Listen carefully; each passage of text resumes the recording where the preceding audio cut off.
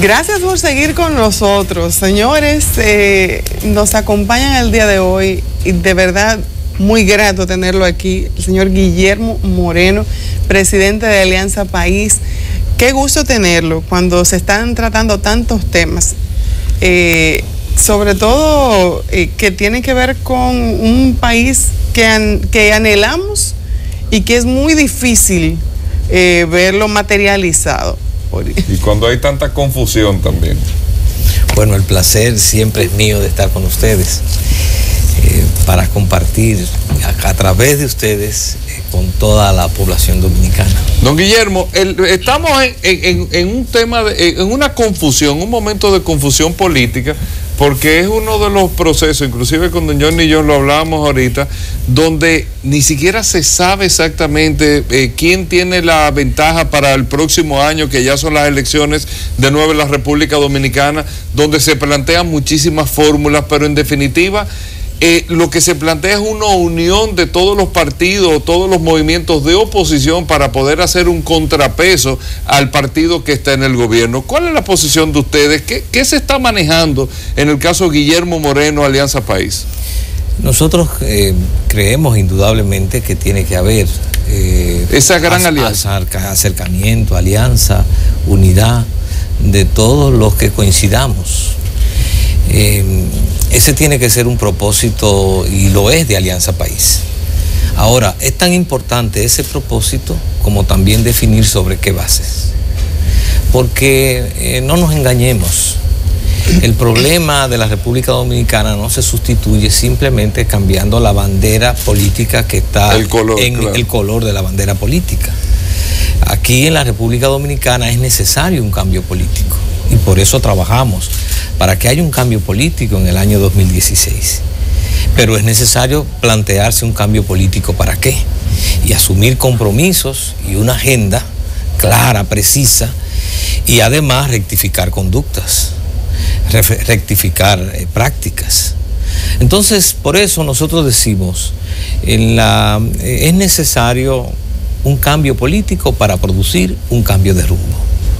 Y en ese sentido hemos planteado lo que entendemos que es el primer piso para avanzar hacia allá. ¿Cuál es? Una mesa de diálogo de todos los sectores que nos identificamos. Primero, para que nosotros podamos ir generando entre nosotros la confianza, pero más que entre nosotros, también frente a la población. Porque hay una población descreída, porque ha visto tanto oportunismo y tantas actuaciones de promesas falsas y de engaños, que es necesario que haya no solamente un mecanismo de generar confianza entre los sectores, digamos, de la oposición, sino también que podamos despertar la confianza y garantizarle a la ciudadanía una propuesta madura. Es simplista pensar que el problema es solo salir del PLD, que ya de por sí es una gran tarea. Es necesario, además de salir de los gobiernos de este partido gobernante, es necesario además producir un cambio de rumbo, darle una nueva direccionalidal a la conducción política, económica de esta sociedad, porque en definitiva nuestro problema no es con la bandera de ese partido ni con la sigla de ese partido. Nuestro problema es con el modelo económico y social que ha instaurado, y nuestro problema es con el sistema político que ha instaurado. Entonces, si no hay un compromiso real de un liderazgo serio, maduro, que se comprometa frente a la sociedad en hacer el cambio político y enrumbar el país hacia un cambio en el rumbo, enrumbar el país para enderezarlo, porque está torcido por estos gobiernos, entonces no tendría sentido si no tenemos ese norte. Don Guillermo, ¿es la convergencia una plataforma para lograr eso? Bueno, la convergencia es un intento, pero la convergencia surgió con un pecado original, y fue que surgió como anclada en la crisis del PRD. Y el problema de la sociedad no es la crisis del PRD. La sociedad tiene sus crisis, y el PRD en sus crisis refleja parte de esa crisis. Pero la crisis de la sociedad es mucho más. Entonces, la convergencia, en vez de ponerse de cara a la sociedad como propuesta y entonces ser capaz de aglutinar los sectores sociales, ciudadanos, políticos, para que discutiéramos un plan de país, una propuesta de país y dejara atrás esa crisis, lo que hizo fue que quedó anclada en la crisis del PRD. Y entonces ha cometido un segundo error, y es que, desde mi punto de vista, y es que hoy día está anclada en dos propuestas personales por la presidencia de la República al interior de ese espacio. Entonces ha puesto la carreta delante de los bueyes. Antes de enfrascarse esa propuesta en una confrontación de este tipo, debió ser capaz de crear el escenario para plantearle a este país un perfil propio de su propuesta. ¿Un hacia dónde va? Un hacia dónde va. Ahora se está reiterando lo que ha sido un error continuo en la política dominicana, y es que los proyectos políticos son proyectos personales, no propuestas políticas, no propuestas de cambio, alternativos a lo que queremos superar, sino que tenemos ahora, por ejemplo, ahí en ese escenario, lo que encontramos son dos proyectos que se totalizan en dos personas y que entonces habrá que esperar el resultado. En medio de eso, evidentemente, ese no puede ser el espacio. Nosotros por eso estamos planteando, y ojalá que eso tenga la mejor solución, porque que si la convergencia y sobre todo esa lucha o ese proceso para la elección de sus candidatos termina bien, es bueno para todos, no es malo, es bueno, y queremos que sea así. Ahora, nosotros decimos, el camino es la mesa de diálogo, porque en la mesa de diálogo es que nosotros podremos, todos los sectores políticos, sociales, ciudadanos, ir perfilando una propuesta hacia este país, y entonces esa propuesta la encarnarán aquellos que tengan las mejores condiciones, pero primero es la propuesta de país, que tenemos que ser capaces de seducir a nuestra sociedad con nuestra propuesta. Tenemos que ser capaces de convencer a nuestra sociedad de que nosotros somos un liderazgo responsable, con compromiso, que tiene una visión de país y una propuesta para enfrentar los problemas de este país. Esa es la clave. Eso es lo que la sociedad dominicana está esperando. Un liderazgo serio, no un liderazgo que reitere las mismas prácticas clientelares, corruptas, que son tradicionales, porque entonces si en el quehacer político reiteramos esas prácticas desde el Estado, entonces reiteraremos la misma corrupción y la misma desinstitucionalidad. Las elecciones pasadas fueron ganadas por un partido que ha cooptado todas las instituciones del Estado. Lo de ganadas es discutible, bajo cuáles condiciones se ganan unas elecciones con particularidad en el uso de los recursos del Estado, con la apropiación de la pobreza para comprar votos y de muchas cosas colaterales que se manifiestan por ahí. Ahora, si hiciéramos un símil entre una mesa de disección de un cuerpo humano, una clase de morfología y la sociedad, ¿de qué manera ha perjudicado que un partido tenga todas las instituciones del Estado a su disposición, que un presidente haya dispuesto todos los estamentos del Estado en sus manos para decidir qué es este país en manos de él? ¿Cómo ha perjudicado el crecimiento democrático esa situación? Uno de los grandes déficits, si no tal vez uno de los mayores déficits que tenemos en la sociedad, es la falta de institucionalidad democrática. Nosotros tenemos formalmente, estamos organizados en un sistema democrático liberal, pero eso es, digamos, en la letra de la ley, en la letra de la Constitución. La realidad es que en la República Dominicana tenemos un partido gobernante que se ha convertido en un partido-estado, donde la frontera entre lo privado de ese partido y lo público se ha desdibujado, donde los temas nacionales no se deciden en el Congreso, se levanta la mano en el Congreso, se decide en un comité político.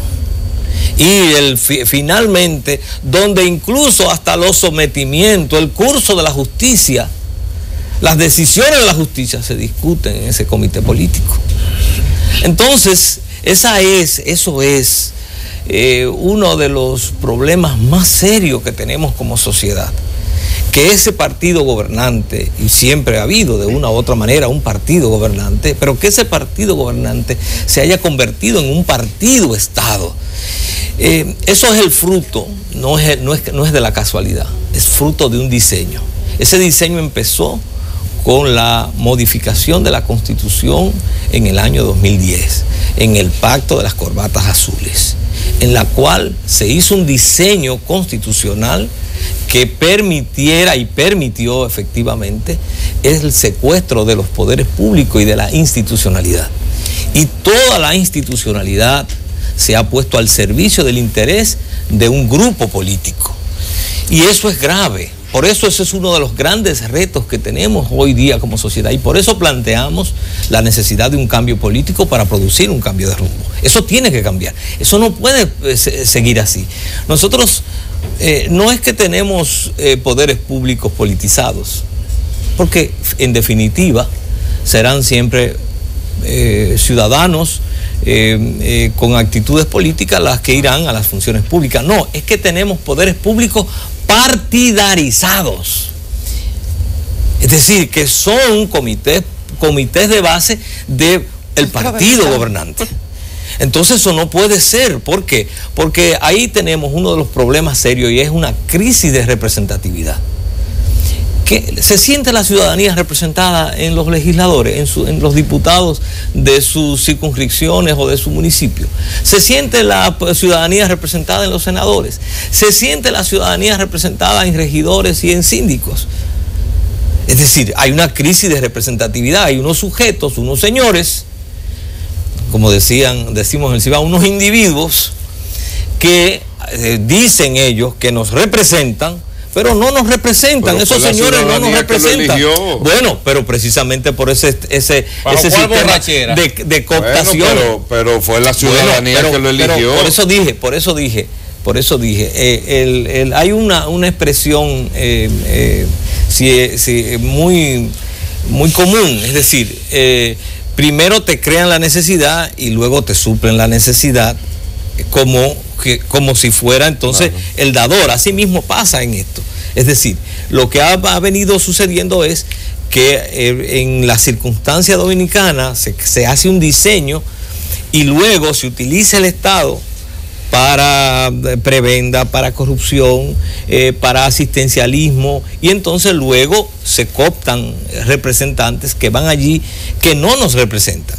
Entonces, por eso digo, hay una crisis de representatividad en la República Dominicana, muy fuerte, que tiene que cambiar. Y en un país donde el Estado son pequeños comités de base del partido gobernante, en el aspecto específico de la justicia, que usted conoce muy bien, quisiera que me dé su valoración sobre el sonoro caso del senador Félix Bautista.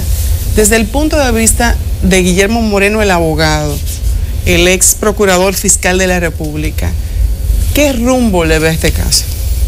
Bueno, conocedor además del Partido de la Liberación Dominicana, bueno, desde dentro.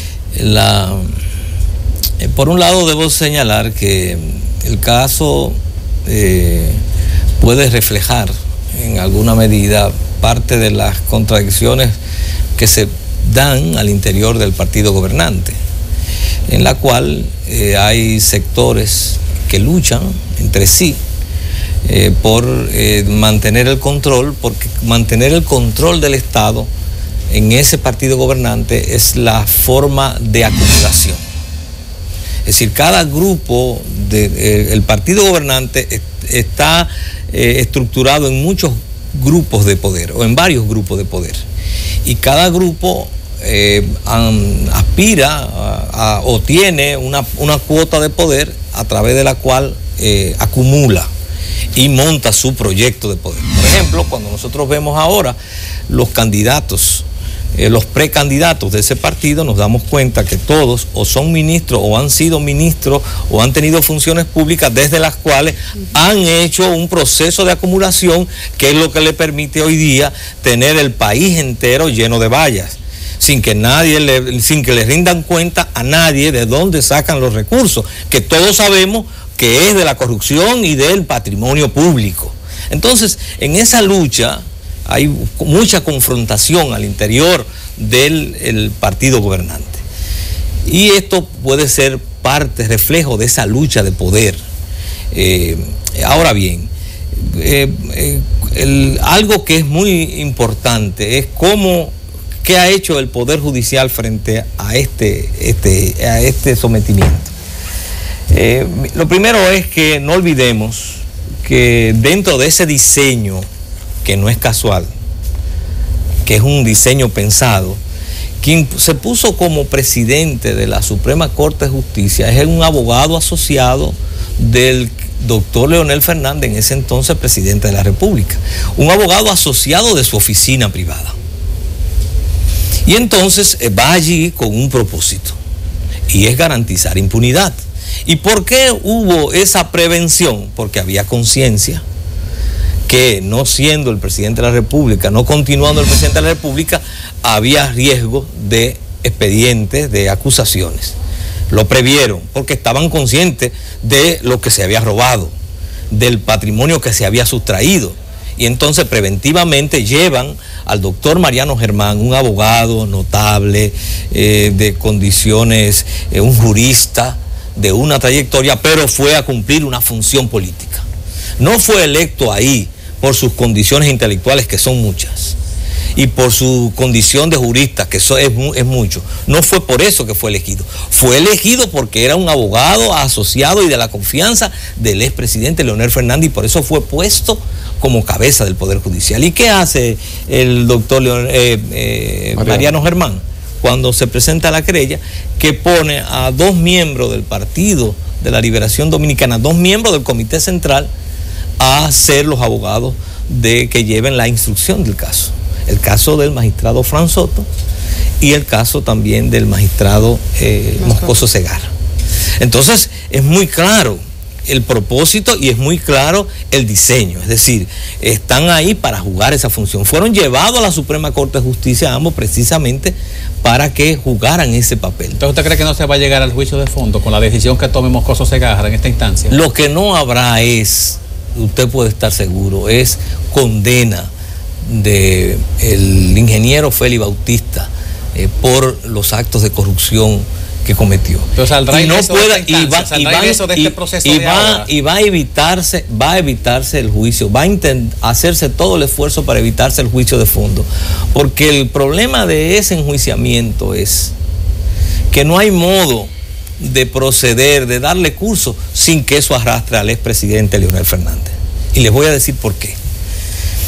Todos esos actos de corrupción se cometieron desde la oficina de ingenieros, siendo él director de la oficina de ingenieros supervisores de obra del Estado. Esa oficina no es ni una dirección ni es un ministerio.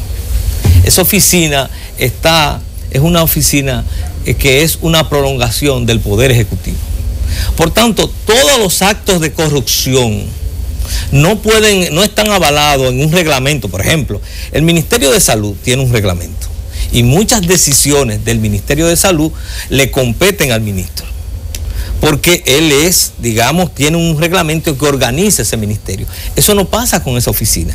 Esa oficina es una prolongación del Poder Ejecutivo, totalmente deformada, porque fíjense su nombre, Oficina de Ingenieros Supervisores de Obra del Estado. Parecería que era una labor de seguimiento. No, eso se convirtió en una obra pública paralela para hacer aquellos proyectos que el Poder Ejecutivo y el Presidente de la República le interesa impulsar por X razón de manera independiente a obras públicas. Bueno, todos estos actos de corrupción atraviesan la gestión de esa oficina y vinculan al presidente, porque muchas son órdenes directas del presidente para fines de su ejecución, para fines de los cheques del manejo del presupuesto. Entonces no hay forma de investigar, de profundizar en ese expediente sin que eso arrastre al expresidente Leonel Fernández. Entonces por eso se hacen todos los amarres y hay un laborantismo en torno al Poder Judicial para que luego de cierto circo que se ha venido dando no se llegue al juicio de fondo. No se llega al juicio de fondo. ¿Usted cree que eso la sociedad lo resista, porque aquí hay una condena social con ese caso que es muy peligroso, y yo le he dicho en otras ocasiones, es muy peligroso condenar a una persona hasta que no vaya a un proceso, porque al final usted no sabe, usted lo puede acusar, los medios lo han acusado y todo, pero ya la situación como está y la actitud de la sociedad es ya también hay que tomarla en cuenta. ¿Usted cree que la sociedad aguante o soporte eso? ¿O qué puede pasar aquí? Sí, lo que pasa es que... Usted que está en contacto directo con la sociedad. Lo que pasa es que uno muchas veces piensa eso, que esta olla de presión ha ido subiendo tanto el vapor interno que hay un momento en que va a haber una explosión.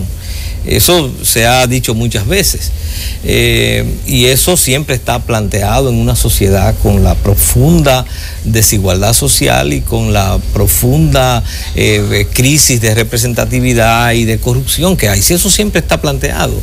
Recordemos por ejemplo el caso de abril de 1984, en el cual un simple aumento de los precios a propósito de una Semana Santa hizo que el lunes siguiente este país se diera una poblada impresionante, digamos espontánea.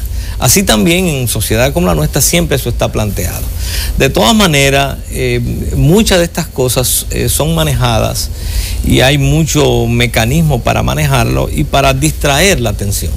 Fíjense que si ustedes observan el proceso y el seguimiento, el foco de atención que tuvo en diciembre el conocimiento de este caso lo han ido desplazando de la agenda y lo han ido dejando como algo que pase de moda, que va pasando, y que se está desarrollando como algo marginal allá en la Suprema Corte de Justicia, pero que la sociedad otros son los problemas. Por ejemplo, ahora parecería que nos vamos a enfrascar en un gran debate sobre la reelección o no reelección. Entonces, digamos que todo eso son también mecanismos de distracción. Así como en un momento determinado hubo el interés de ponerlo en primer plano y de focalizar la atención en eso.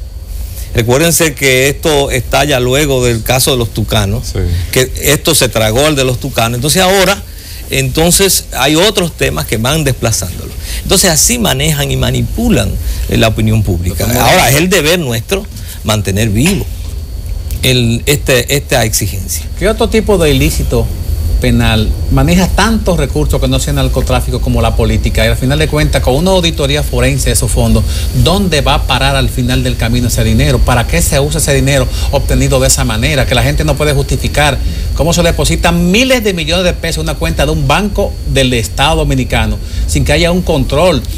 Hemos oído hablar de trabajo conjunto de la Embajada Americana con el Ministerio Público, enseñanza, Ministerio Público, aprendizaje, charla, curso, de todo lo que le dé la gana de decir que se está haciendo. Sin embargo, cuando un ciudadano deposita 7,000 o 10,000 pesos, averiguan de dónde salió. Y en este caso, el Banco de Reserva permitió miles de millones de pesos en 15 días, en cuentas que se creaban de un día para otro y se hacían transferencias a final de cuentas. ¿Qué otro negocio produce tanto dinero como el de la política? No, realmente está en competencia con el narcotráfico. Incluso no es la primera vez que he dicho que los dos modos de acumulación en nuestro país rápido es el narcotráfico y la corrupción, con una particularidad: la corrupción tiene menos riesgo que el enriquecimiento por vía del narcotráfico, porque el narcotráfico, el riesgo es siempre de una investigación y finalmente ser enjuiciado. En la corrupción hay total impunidad. Son muy pocos casos los que se denuncian, son mucho menos los que se investigan, son todavía mucho menos los que se juzgan y ninguno se condena. Entonces, la corrupción es el modo de enriquecimiento en nuestro país con menor riesgo. Evidentemente, mucho menor riesgo que poner una empresa. El empresario dominicano que quiere poner una empresa, si la termina poniendo es a pesar del Estado, y a pesar de todos los obstáculos que tiene que ensalvar. El corrupto no. El corrupto lo que tiene que lograr es, por los mecanismos que sea, es una función pública a través de la cual entonces lograr manejar recursos que luego habrá impunidad. Don Guillermo, ¿Cuál es el tema de la corrupción? Es un tema que preocupa sobre todo a la clase que va a votar. ¿Cuál es la propuesta de Alianza País para evitar que casos de corrupción puedan suceder en la República Dominicana? Nosotros luchamos porque sea un tema que preocupe a los que van a votar. En el momento en que sea un tema que realmente nos preocupe a la inmensa mayoría de los votantes, las cosas cambiarán, serán diferentes. Nosotros creemos que la corrupción hay que enfrentarla, digamos, en una tenaza. Por un lado, hay que tomar todas las medidas para la prevención. De tal forma que se evite que se cometa el acto corrupto, porque cuando se comete el acto de corrupción ya la sociedad perdió. Hay alguien que se apropió y luego tenemos que embarcarnos en un juicio, en una investigación, en el que si empatamos recuperamos lo que se robaron, si empatamos. Pero normalmente siempre se pierde. Es decir que la primera estrategia, la que debemos diseñar, es los mecanismos de prevención, y eso no tenemos que inventarlo. Hay demasiados diseños, propuestas, estudios, experiencias de cómo prevenirla.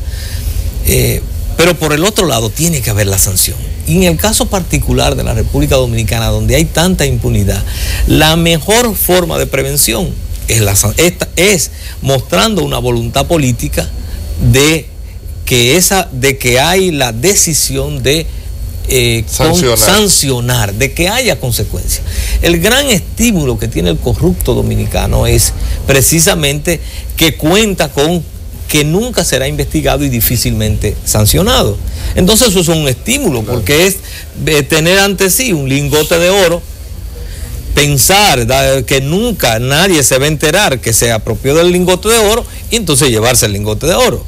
En el caso nuestro, por tanto, la sanción, la persecución de la corrupción es tan importante y es parte incluso de la propia prevención, porque en la medida en que haya un sistema de consecuencias, eso entonces inhibirá a muchos corruptos, a muchos que quisieran involucrarse por temor a la sanción. Yo quisiera que...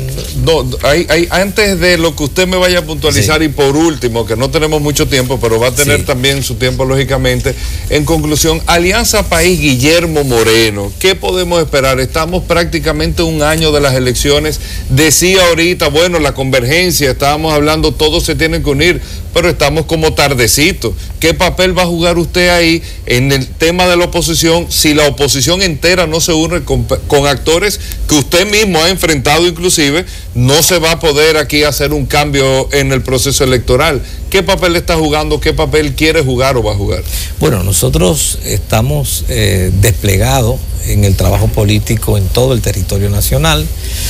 Estamos desarrollando lo que hemos llamado la campaña del 1.000.000 de amigos y amigas de Alianza País.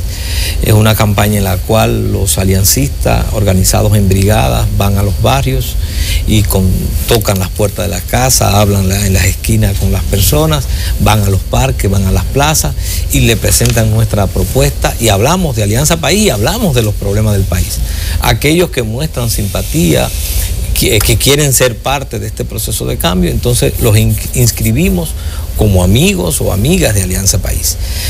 Nosotros estamos desplegando este esfuerzo porque lo primero que tenemos que lograr, y estamos en ese proceso, somos en eso muy transparentes, no nos gusta, digamos, la política de bulto, sino nosotros estamos construyendo una organización que tiene que echar raíces en todo el territorio nacional.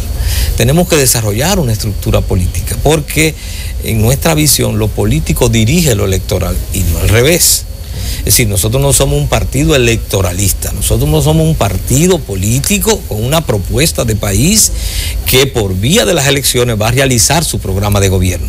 Y como creemos en la democracia, vamos a las elecciones para, con el favor de las mayorías, llevar a cabo nuestro programa de gobierno. Pero tenemos que crear una estructura política y en eso estamos. Nosotros existimos, digamos... ¿No estarán preparados para el 16? Sí, claro que ¿Estarán sí. listos para el 16? Totalmente. Bueno, ya incluso participamos en las elecciones del 12 y aceptamos el reto, porque esa es otra de las cuestiones que nosotros tenemos muy claro. Nosotros estamos desarrollando una estructura política. La Alianza País puede jugar un papel de partido político dirigente, pero es la sociedad la que hace los cambios. Algunas veces dicen, ¿y cuáles son los técnicos que ustedes tienen en conservación ambiental o en sistema hidráulico? El país tiene muchísimos técnicos y muchísimos profesionales. Por tanto, no hay que tener, porque nuestro gobierno no será un gobierno de aliancistas, será un gobierno de dominicanos, con un programa de gobierno que, si la sociedad lo valida y nos da la ganancia en las elecciones, entonces significa que lo vamos a ejecutar. ¿Pero con quién lo vamos a ejecutar? Con los dominicanos mejor preparados, y además sobre la base de reglas claras para todo el que es funcionario público, para todo el que tenga una función pública, en el cual tiene que respetar las normas, el estatuto de la función pública, someterse a la ley, que es uno de los graves problemas. Tenemos representantes, gobernantes que actúan permanentemente al margen de la legalidad. Llevar el Estado dominicano y llevar las autoridades y llevar los legisladores al respeto de la legalidad es una revolución en este país. Que respeten la ley que ellos mismos aprueban. Bueno. Entonces, en ese sentido es que señalo que es un gobierno de los dominicanos con los dominicanos y dominicanas. Don Guillermo, ¿nos trajo unos datos acá? Sí, aquí, bueno, estos son el boletín que nosotros editamos de la campaña del 1.000.000 de amigos. Aquí está, por ejemplo, cuando nosotros lanzamos, estos son varios de los boletines donde se van registrando todo el esfuerzo que vamos realizando. Vamos realizando. Este fue el momento del lanzamiento nacional de la campaña del 1.000.000 de amigos, que hicimos un acto ahí en el Narciso González. ¿Cuánto tiempo durará este termina proyecto? Ahora en mayo la campaña, porque incluye no solamente las visitas, sino sobre todo la inscripción. Y los que se inscriban, entonces que se vayan a juramentar, recibirán su carné como amigos y amigas de Alianza País. Y esto que está aquí, que les debo uno a uno de ustedes, esto es un texto que nosotros publicamos en octubre del año pasado, en el cual se recoge todo lo que es la estructura política de Alianza País. Este es ahí está contenido el expediente de nuestro reconocimiento electoral, para validar nuestro reconocimiento electoral, y aquí aparece provincia por provincia cada uno de los locales y de los equipos directivos. Es decir, Alianza País como organización es una realidad, una realidad política que está asentada en cada provincia y en muchos municipios dentro de cada provincia, en un proceso de expansión. Y entonces aquí los recogimos, aquí están nuestras definiciones, nuestra forma de financiamiento. Recuérdese que Alianza País es la única organización de su característica que no recibe un centavo del Estado, que se financia con sus propios recursos, con los recursos de sus miembros y la colaboración de la ciudadanía. Nosotros salimos con nuestra alcancía, hicimos la campaña Un peso por un gobierno honesto, y decimos, no nos da vergüenza pedir, lo que debe dar vergüenza es robar, pero pedir para una propuesta de país no nos da vergüenza, porque este proyecto, el proyecto que representa Alianza País, tiene que ser asumido como una empresa de la sociedad, como una propuesta de la sociedad. Es la sociedad la que la tiene que sostener. ¿Dónde puede encontrar la sociedad precisamente su programa de gobierno? Bueno, en nuestra página web está. Nosotros no hemos todavía concluido el programa de cara al 16. sino que porque eso es parte del proceso y no estamos todavía en ese momento. Pero en nuestra página web ustedes van a encontrar el conjunto de posiciones, de propuestas que hace Alianza País, y además uno en los escritos va reflejándose cuáles son nuestras propuestas sobre los distintos temas de la agenda nacional. Bueno, ya la experiencia también, ojalá no se repitan, que había gente que vendía periódicos en las esquinas y hoy son dueños de periódicos. Y de circuitos. Está bien, Elisa. Señores, vamos a estudiar a nuestros políticos para tomar una decisión inteligente. Eso es lo que hay que pedirle a la sociedad ahora mismo. Don Guillermo, muchas gracias por estar aquí. Gracias a ustedes. Mucha suerte. Gracias a ustedes. Gracias a ustedes. Vamos a una pausa y ya regresamos.